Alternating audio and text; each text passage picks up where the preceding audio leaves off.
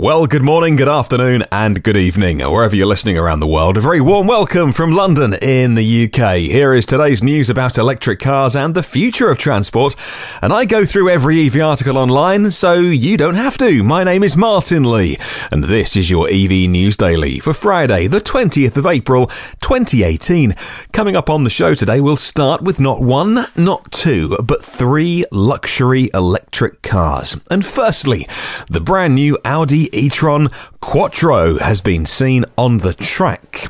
Now, what has been called just the Audi e-tron until now, and for a long time was just the e-tron, looks like it's being called more and more the e-tron Quattro, as they plan to use the e-tron name for lots of other cars. So this one looks like it's going to be officially called the Quattro, and that wasn't always clear.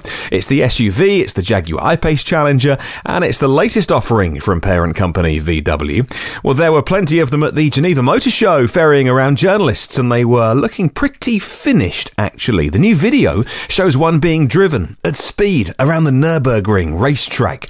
Now, stats on this, a reminder, 95 kilowatt hour pack, which is smaller than the very top Teslas, but the charging speed's a bit quicker, 150 kilowatt charging speeds on this. That bests the I-PACE, which tops out at 100 kilowatts.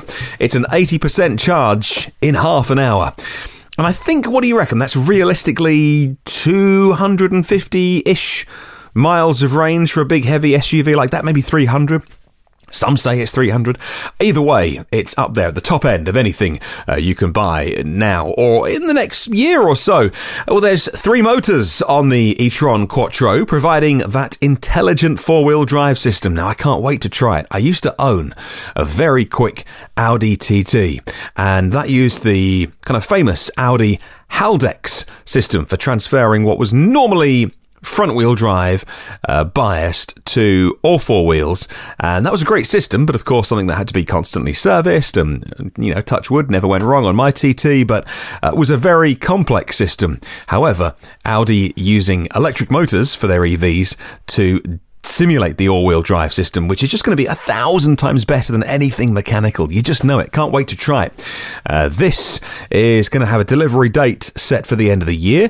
That surely must mean production's going to start soon, right? Has to. The starting price, they say, is 80,000 euros, but it's never easy to do a direct translation currency conversion due to taxes and all those kind of things. So we'll keep it in euros, and then we can do the conversion another time.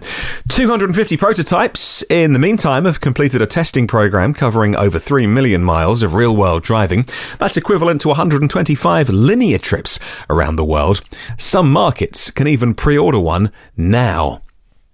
Well, moving on to our second luxury car today, and let's stay with road testing. This gorgeous EV is definitely on my wish list, the Polestar 1.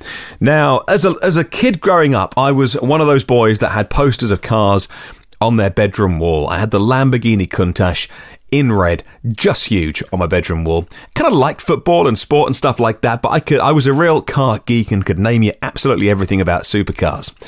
But for a long time now, the design of cars just hasn't really stirred anything. I mean, look, all supercars and hypercars, they all look the same now. I mean, they do, don't they?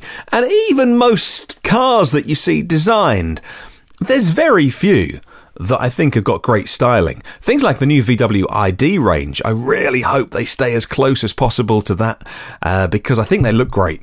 The new Honda Urban EV, please let them stay close to that concept design. And at the top of the list is the Polestar 1. When it comes to designing EVs, those manufacturers just seem to give the designers free rein, and therefore electric cars tend to be the ones that have the best design at the moment.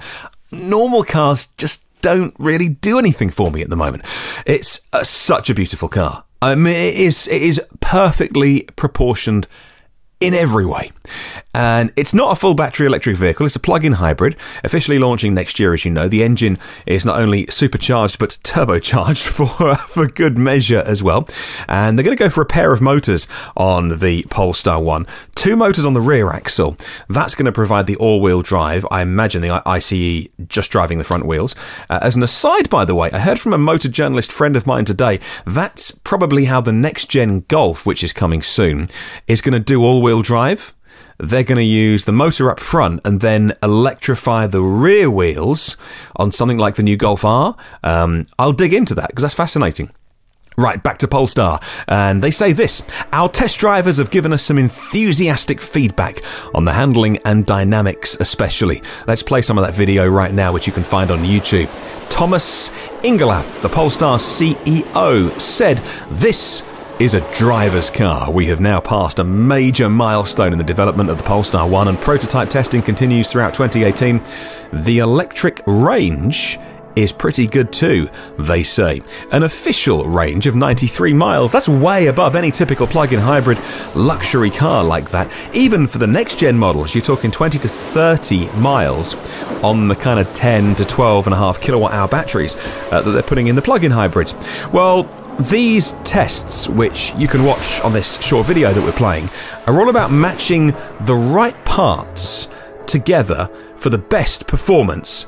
Normally, I imagine, under electric power because of those electric motors driving the rear wheels. Test drivers spent a fortnight in the Arctic, driving at -18 Fahrenheit or -28 Celsius to try those suspension parts. And if you thought the Audi was pricey, well, the Polestar is $150,000 US. Although, I must clarify this, I'm still confused. I'd read many times it was only going to be available on Volvo's new subscription service. That's the way they want to go, online only. And subscription, in which case, why is there a headline sticker price on it of 150k? Then again, if you walked in to the Volvo, well, there's no Volvo dealerships because Polestar 1's on online only. But if you turned up somewhere with 150,000 in cash and you said, I'd like to buy one of those, they wouldn't kick you out of bed for farting. Well, 7,000 potential customers have done exactly that. Expressed an interest. Remember as well, Polestar 2 and 3 are coming, and they will be full BEVs. Well, our third and final luxury car we'll talk about is Nissan's Infiniti brand. Much like Toyota's Lexus, they aim to capture the top end of the market, traditionally held by those German luxury marques, and that counts for EVs more than ever. They plan to increase sales in China, which can only mean one thing: electric versions.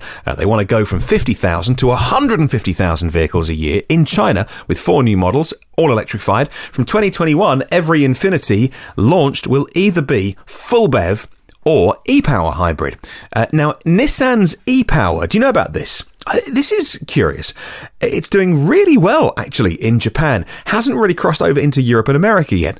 They also make them for China, selling really well there. E-Power adds a small gas engine which charges a high output battery, eliminating the need for the external charger while offering the same output. So there's no it's not a range extender like the BMW i3 with the Rex in the boot to charge, because you can't charge them. There's no plug. They're not a plug-in hybrid, but they are an electrically driven hybrid.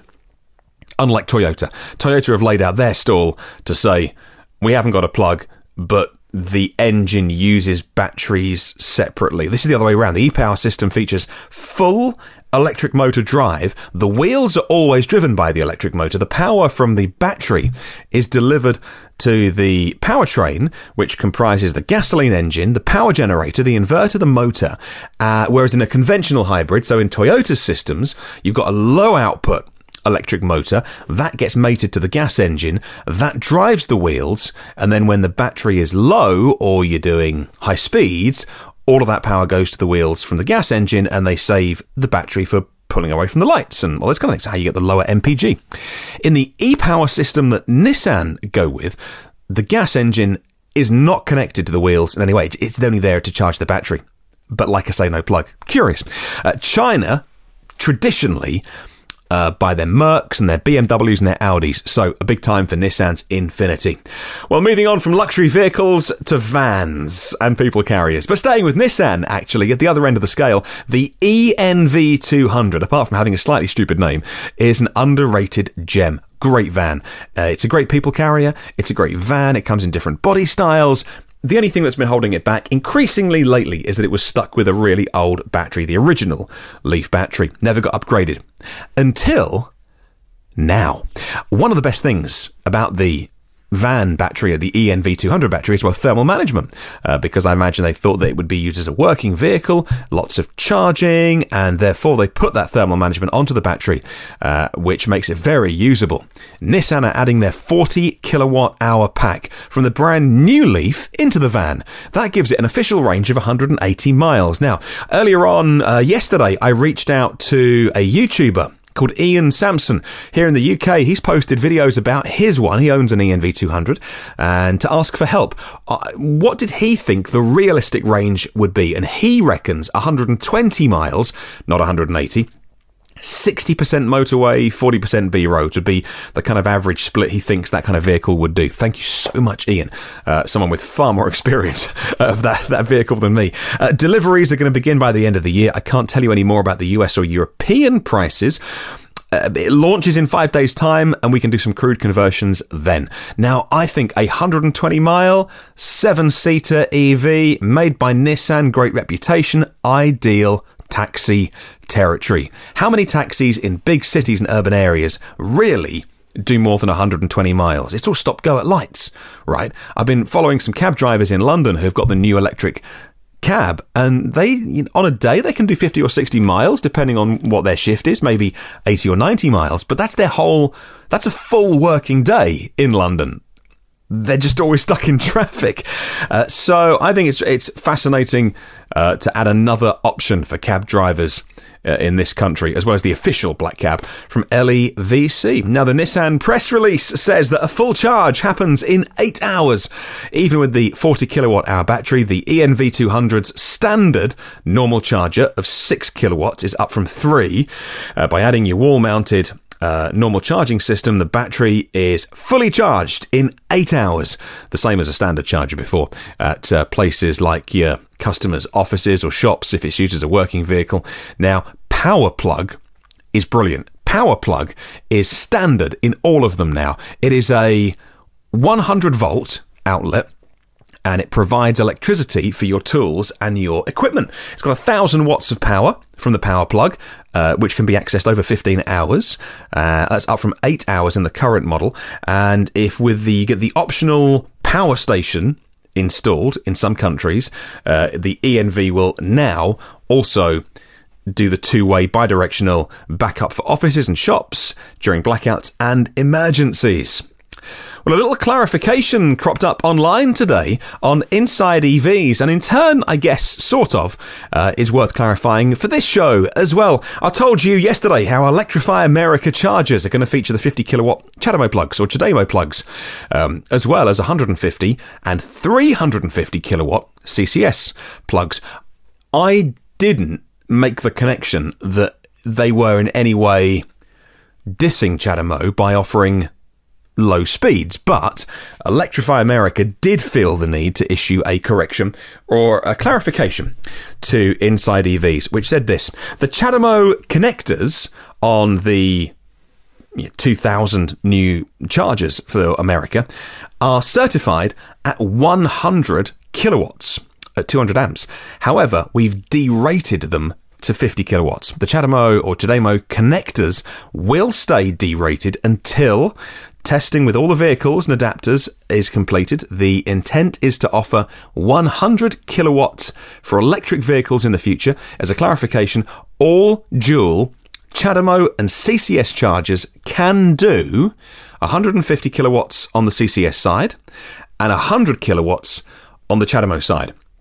As previously explained, the CHAdeMO is just derated for now on all of the 4 different chargers that they're using, and it's done by software, so they can upgrade it and double the speed when the testing is done. Well, 2 more stories, and staying with Electrify America, they're going to connect with Walmart in the North America to do a new partnership to see new fast charging stations installed at Walmart. Says Slash Gear, specifically Electrify America will install its fast chargers at more than 100 Walmart locations in 34 states by the end of June next year, just over 12 months' time. Electrify America said the initiative will double the number of Walmart locations in the US offering EV charging. And finally, what's the worst thing about charging your electric car? Well, many would say it's the faff. It's the process of having different cards and fobs and contactless not being everywhere yet. Well, a German company, Hubject, has developed a solution which enables customers to access charging stations by means of a digital certificate. Think of it like a cookie on your computer. You log into Facebook once, and then the next time you go back to it, it knows it's you. It's called Plug and Charge, and it's a new international standard, ISO 15118. Says Green Car Congress. The smart owner registers your electricity supplier once with your Plug and Charge ID. Now, the smart EV identifies itself as soon as you plug it in to a compatible charging station. Charging starts automatically. Now, Plug and Charge handles the authentication and then the billing. In conjunction with smart charging, tariff information is provided by the charging station to optimize the charging process. Daimler has been a shareholder in Hubject since, for the last 5 years, along with BMW, Volkswagen, Bosch, and some others. And in addition to those shareholders, all market players worldwide can now sign up to this. Surely that's the dream for EVs when they become truly mainstream, and that's not far away. Tons of chargers, car parks, workplaces, everywhere, and then you just plug them in. And that's it. That does seem like more of a 2018 solution, we'll call it, if you get my drift. It's more like tapping your phone on your way out of a shop on contactless to pay for your shopping. Actually, no, it's not. It's even easier than that. It's like the shop knowing it's you when you walk in, and then the shop somehow keeps track of what you've picked off the shelves, and then you just leave the supermarket, and it will bill you for what you've bought. That does seem like a more sensible, technology-driven way of charging your EV. You just pull up somewhere and plug it in and walk away. And then it all happens in the background. That does seem like a more of a connected world, which we are living in. Hopefully, more manufacturers will adopt that technology. Well, I would love to spread the word about electric cars. If you can, share this with somebody who might be interested. You can listen to every previous episode of the podcast on iTunes, Google Play, Spotify, YouTube, TuneIn, Stitcher, and the blog evnewsdaily.com. Remember to subscribe, which means you don't have to think about downloading it every day. Plus, you get it first and free and automatically. If you could take 2 minutes to rate and review on the platform you prefer, that would mean a lot. It really helps as well with rankings and things. And if you want to say hi on Facebook, Twitter, or LinkedIn, search EV News Daily. Have a wonderful day, and I'll catch you tomorrow.